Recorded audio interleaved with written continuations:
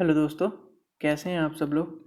मेरा नाम गौरव है और हम अपनी मशीन लर्निंग की प्लेलिस्ट को आगे बढ़ा रहे हैं। मशीन लर्निंग की प्लेलिस्ट में अभी तक हमने देखा कि मशीन लर्निंग का हमने बेसिकली इंट्रोडक्शन देखा।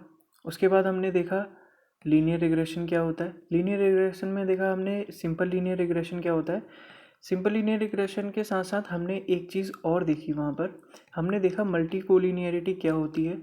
मल्टी कोलिनियरिटी किसी भी उसमें एक मॉडल में कैसे आती है, कैसे अराइज करती है मल्टी कोलिनियरिटी। ठीक है, हमने लीनियर रिग्रेशन को बिल्कुल स्क्रैच से इम्प्लीमेंट किया था पाइथन में, और सिंपल लीनियर रिग्रेशन को हमने इम्प्लीमेंट किया हुआ है। ठीक है, इसकी भी वीडियोस हैं इसी प्लेलिस्ट में। मल्टी कोलिनियरिटी का हमने इंट्रोडक्शन भी देखा, उसको थ्योरेटिकली भी देखा, उसको प्रैक्टिकली भी देखा। तो ठीक है, आई होप आपको ये सारी चीज़ें समझ में आई होंगी।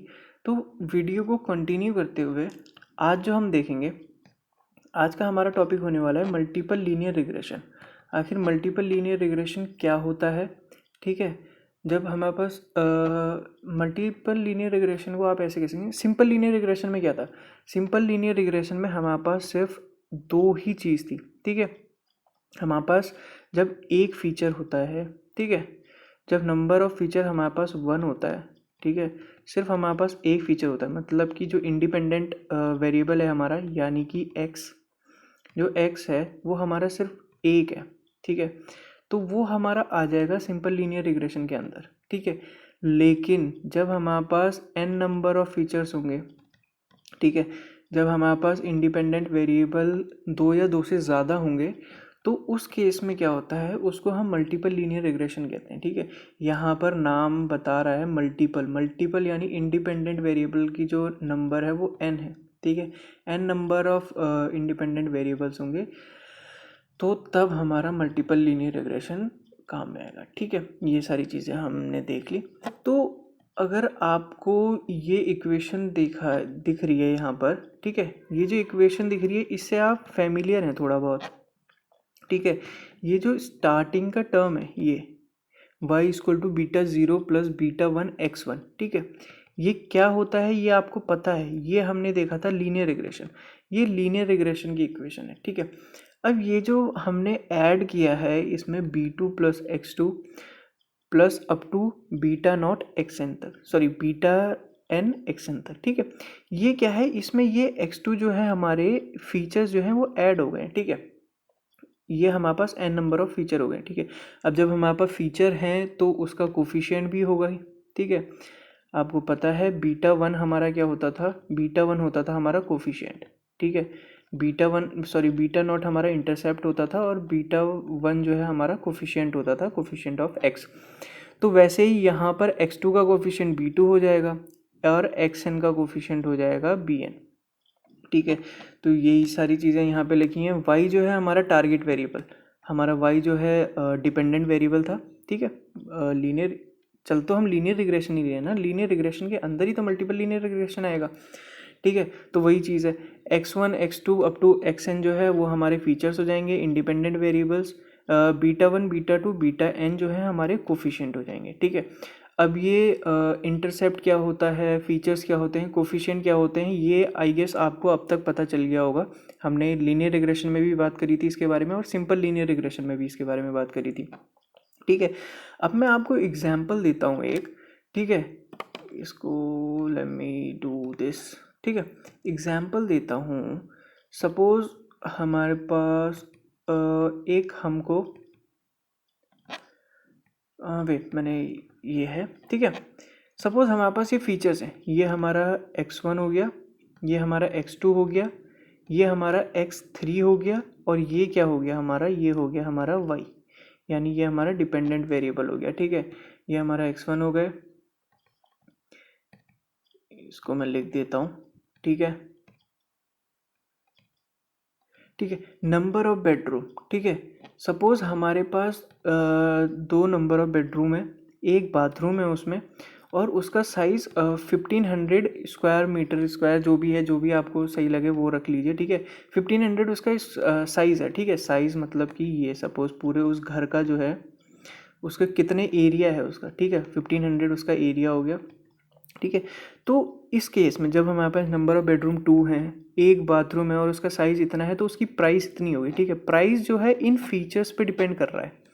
ठीक है, इन फीचर्स पे प्राइस डिपेंड कर रहा है। तो ये चीज़ हमारी हो गई डिपेंडेंट वेरिएबल। ये सारी चीज़ें तो अब तक आपको पता चली गई होंगी। ठीक है, तो यहाँ पर बस हमारे पास क्या होता है, सिंपल लीनियर रिग्रेशन में हमारे पास एक फीचर था, यहाँ पर हमारे पास फीचर्स जो है मल्टीपल हो गए, ज़्यादा कुछ डिफरेंस नहीं आया। तो उस केस में हम मल्टीपल लीनियर रिग्रेशन का यूज़ करते हैं, इक्वेशन हम यूज़ करते हैं यही, बाकी सारी चीज़ें सेम रहती हैं। ठीक है, बाकी कोई डिफरेंस नहीं रहता। बस जो है हमारे कोफिशिएंट जो है हमें हर न्यू इंडिपेंडेंट वेरिएबल के लिए फाइंड करने होते हैं। फिर उसके बाद बेसिकली हम क्या करते हैं, ये जो हमारी इक्वेशन है y equal to beta 0 plus beta 1 x1 plus beta 2 x2 up to beta n xn तक। ठीक है, इसमें हम अपनी सारी वैल्यूज़ पुट करेंगे। उसके बाद हमें मिल जाएगा हमारा जो डिपेंडेंट वेरिएबल है, उसके लिए हम वही कॉस्ट फंक्शन फाइंड करेंगे, अपना जो एरर है उसको मिनिमाइज़ करेंगे। ठीक है, ताकि हमारी जो एक्यूरेसी है वो बिल्कुल परफेक्ट आए। ठीक है, हम देख लेते हैं, वही सारी चीज़ें हैं जो लीनियर रिग्रेशन में थी। ठीक है, बस ये उसी का थोड़ा सा एडवांस फॉर्म तो नहीं कहूँगा, उसमें बस फीचर्स ऐड हो जा रहे हैं। ठीक है, यहाँ पर अब मैं इसको ड्रॉ नहीं कर सकता क्योंकि ये यहाँ पर अगर हमारे पास एक फीचर था जब सिर्फ साइज़ था तो प्राइस था। अब मैं इसको एन डायमेंशनली 3D में तो इसको ड्रॉ नहीं कर पाऊँगा। ठीक है, तो वो तो बहुत ज़्यादा दिक्कत वाली बात हो जाएगी। ठीक है, तो आई होप कि आपको ये समझ में आया होगा। आज की वीडियो हमारी बस इतनी ही थी। हमने बेसिक इंट्रोडक्शन देख लिया मल्टीपल लीनियर रिग्रेशन का, कि क्या होती है मल्टीपल लीनियर रिग्रेशन। ठीक है, हम क्यों मल्टीपल लीनियर रिग्रेशन को यूज़ करते हैं, ये सारी चीज़ें हमने देख ली। मल्टीपल लीनियर रिग्रेशन की इक्वेशन क्या होती है, इसमें ये जो सारे टर्म्स है, ये टर्म्स क्या डिनोट करते हैं, ये सारी चीज़ें हमने देख ली। अब अगली वीडियो में हम बात करेंगे इसका इम्प्लीमेंटेशन का। ठीक है, हमने लीनियर रिग्रेशन को स्क्रैच से देखा, अब आपको स्क्रैच से करना है तो आप उसी मेथड से स्क्रैच से भी कर सकते हैं, लेकिन हमने जैसे सिंपल लीनियर रिग्रेशन में sklearn scikit-learn लाइब्रेरी यूज़ करी थी। ठीक है, उसी की हेल्प से हम इसको इम्प्लीमेंट करेंगे। हम देखेंगे कि मल्टीपल लीनियर रिग्रेशन कैसे काम करता है। अच्छा, एक चीज़ और, कोलिनियरिटी का मैंने आपको बताया था, मल्टी कोलिनियरिटी क्या होती है, कैसे राइज करती है। वो बेसिकली मल्टीपल लीनियर रिग्रेशन, जब हम मल्टीपल लीनियर रिग्रेशन पे काम कर रहे होते हैं, जब हमारे पास n नंबर ऑफ फीचर्स होता है, तब वो एग्जिस्टेंस में आता है। क्यों? क्योंकि उसमें क्या था, मल्टी कोलिनियरिटी में था हमारा, एक सेकेंड मेरे को इक्वेशन लिखने दीजिए, बीटा 0, ये बीटा है, प्लस बीटा 1 x1